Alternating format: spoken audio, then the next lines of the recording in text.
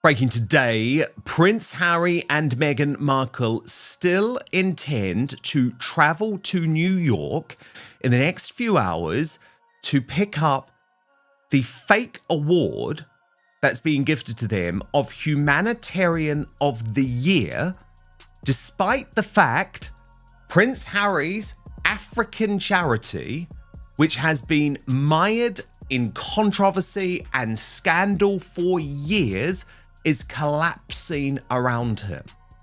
I'm actually mortified for these two. I am mortified by the fact that they will, with a straight face, turn up at the Project Healthy Mind event and claim that they are the world's #1 humanitarians.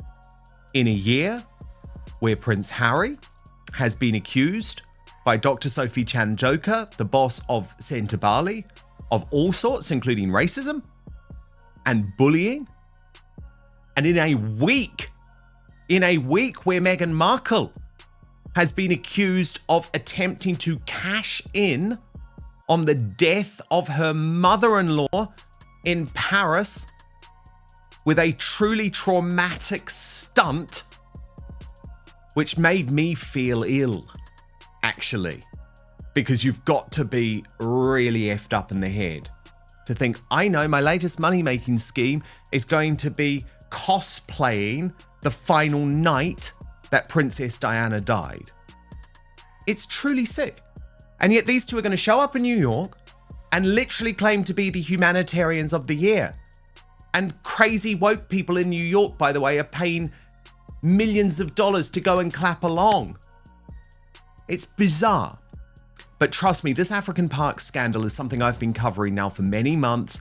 I've always said it's like the grenade that is going to explode on Prince Harry because it's bad, right? It's truly, really bad and fucked up what went on within African parks. So Royally Sage said on this, those allegations against African parks must be worse than we heard. They just lost their status. The charity has been markled. Another Harry charity hits blowback. According to Taz, posted another of Harry's associated charities is on the chopping block, and it certainly is.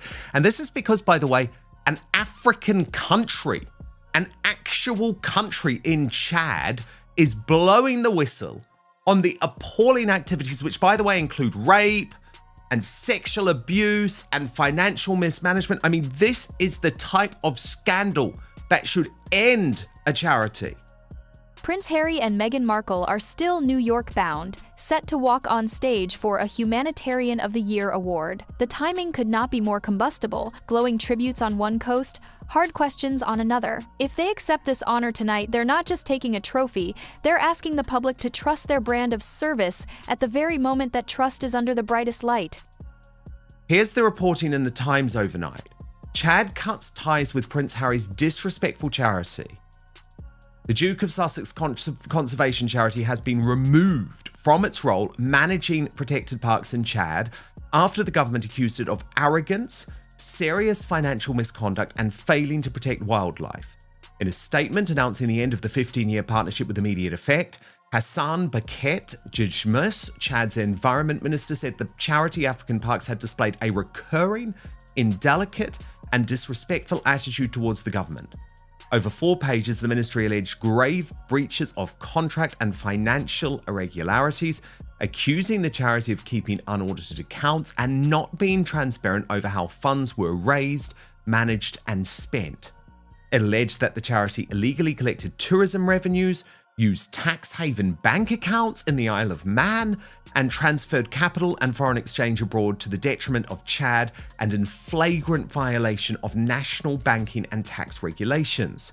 The ministry also claimed African parks had prioritized tourism over conservation, banned Chadians from certain sites, and failed to invest in essential equipment for rangers as poaching surged across its parks. Now, this is all on Prince Harry, by the way, because he became president of the organization in 2017. Then he was promoted to the governing board of directors in 2023, assuming greater responsibility for management and strategy. But this is just the start. because it is a further dent to the reputation of African parks, which has been criticised for adopting a militarised approach to conservation and has had cases of abuse confirmed against its staff. Earlier this year, an independent investigation found that employees of the charity in the Republic of Congo had beaten, raped, and tortured Indigenous Baka people.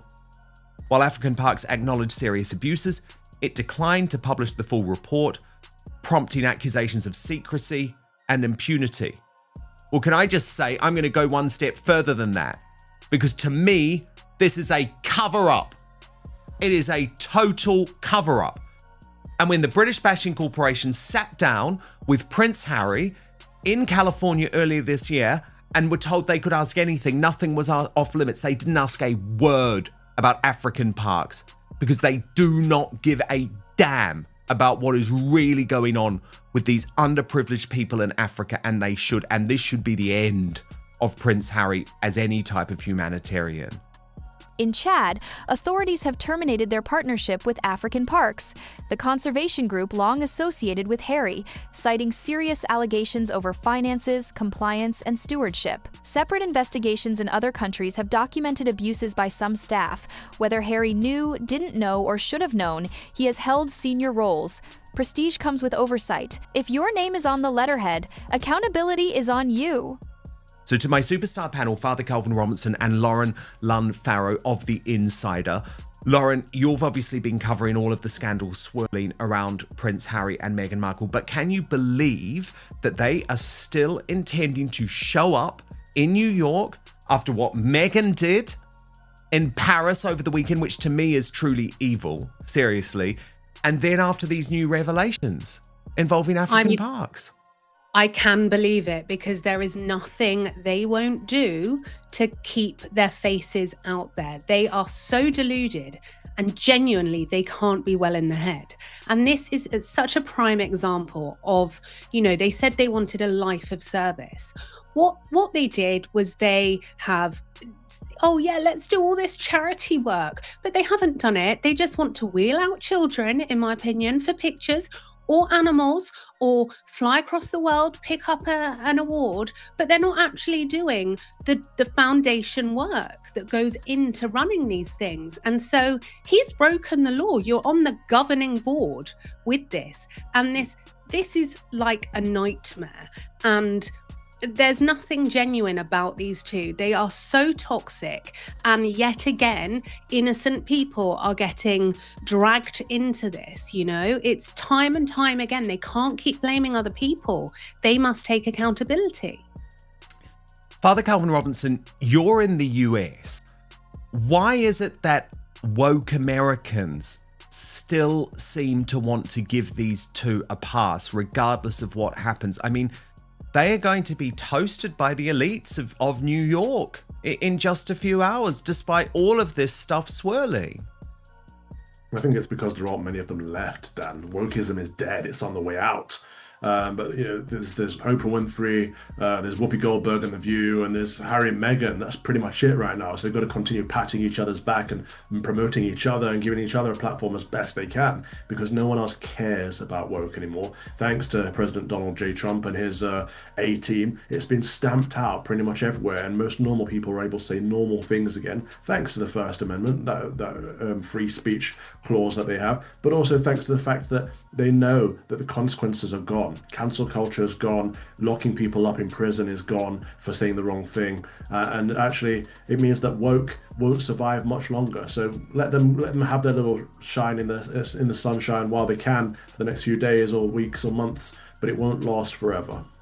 And Father Calvin, when it comes to Africa, do you feel like Prince Harry was almost using Africa for many years? And he got away with it. He hosted the annual polo tournament for Centre Bali. He raised some money there. And by all accounts, he was given a lot of credit. But actually, when you dig into what's been going on with both charities, Centre Bali and African Parks, there is a real debate about whether they're actually there to feather their own nest rather than do good. Yeah, African Parks isn't looking too good, but then we covered Centre Bali quite in depth as well, and that wasn't doing too good either. I think Lauren's right in that he doesn't put the groundwork in. He doesn't actually want to do charity work. He wants the credit of having done charity work. He wants the prestige. They both do, him and Meghan. They want the honours, the awards. They want their name to be banded about, but they don't want to put the legwork in. And that's where he's different to his mother. His mother was on the ground doing the work with the people, helping people. That's what charity work is. Charity is helping people. Charity, it literally means love. It's to love people. It's not just to splash around a bit of cash or gain a bit of cash, as he seems to do with most of these charities. He brings a shame onto the name charity. And Lauren, I do think that is one of the issues here. Harry wants all of the power and the prestige that comes with so-called charity, but actually there are consequences. You've got to be very careful if you are taking on such senior positions. Yeah, I mean, he wants the title, but he doesn't want the work.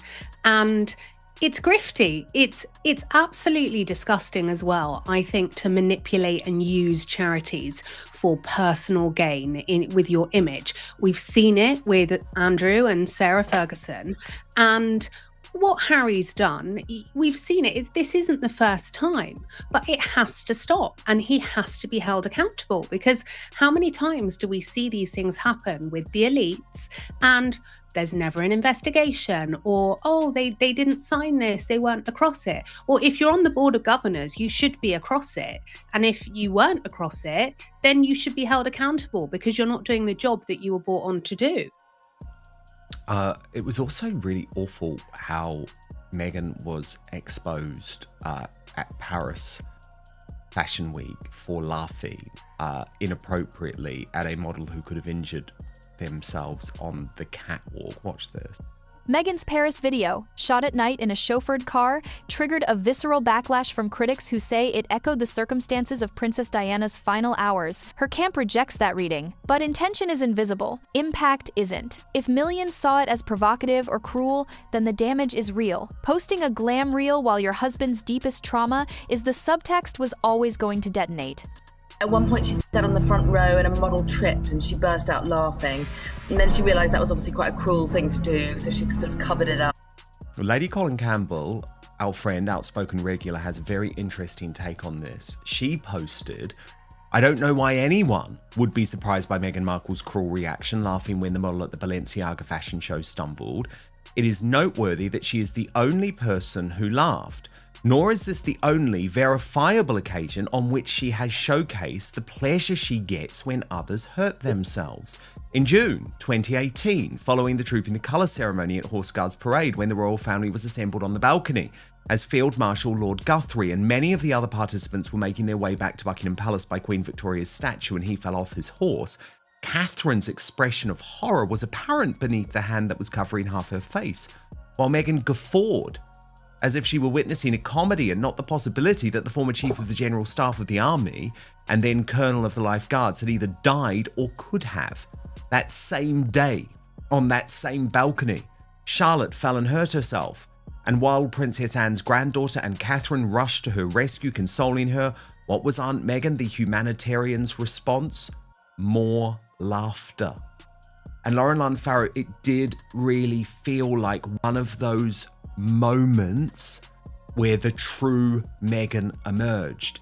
And she's sitting next to Marcus Anderson, her gay BFF who set this whole thing up on the front row. And he's like, "What the hell are you laughing at? You stupid woman." And she's then annoyed that he didn't laugh along.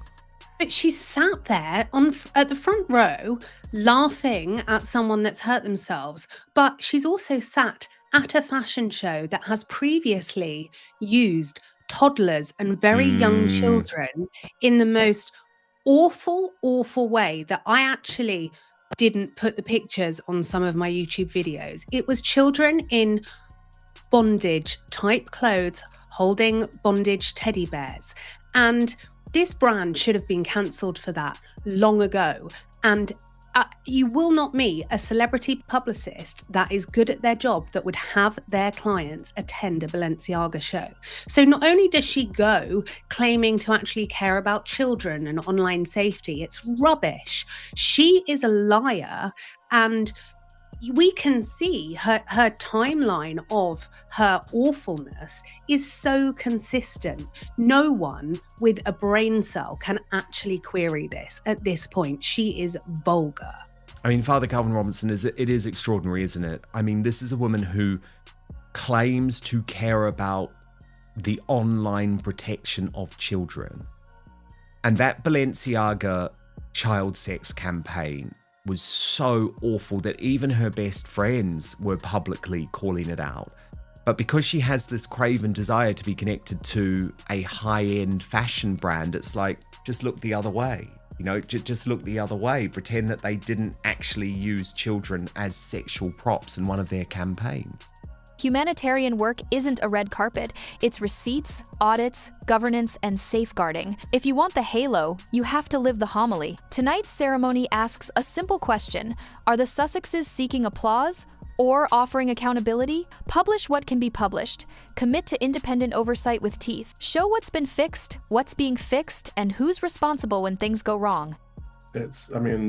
Meghan's laughing, her grin is wicked, and everyone's stoic faces around her shows her up. But you're both absolutely right to point out that worse than that, Balenciaga is evil, and if they're not a paedophilic organisation, at the very least they've hired paedophiles to do their campaigns in the past. So we've all seen the material. I remember Ali London covered it quite well as well, in that they even renamed their brand to BAAL to make it look like Baal, the demon. They're quite in your face with how dark they are, not just taking children and putting them in bondage gear and putting weird things around them and the links to the demonic, but literally using the name of a demon in their propaganda. It's like, how on the nose can you get with the darkness? And for her to be associated with it just shows that she's more interested in power, influence, prestige, these worldly things, than she is with actually being good and doing good. But we've known that all along, but I suppose it never stops to surprise us when we see it and when we see how obvious it is. No, it really is extraordinary. It's extraordinary.